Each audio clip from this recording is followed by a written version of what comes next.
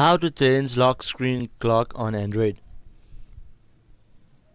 So hello viewers and welcome back to our YouTube channel, and in today's video I will be teaching you guys how to change lock screen clock on Android. So without delaying any further, let's get started. So first of all, open your settings.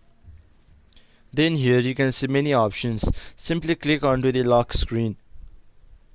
Then here as well you can see many options, as you can see right here. Here you can see an option named lock screen clock format. Simply click onto it. Then here on the bottom you can see many options, as you can see right here. Then from here you can select one that you desire or that you want. Here I like this one. So after selecting it, simply press back on the top left corner. Now one thing to remember is that it was on the clock screen, so let's turn off the phone and then simply relaunch it. Now here, as you can see, it's been applied successfully.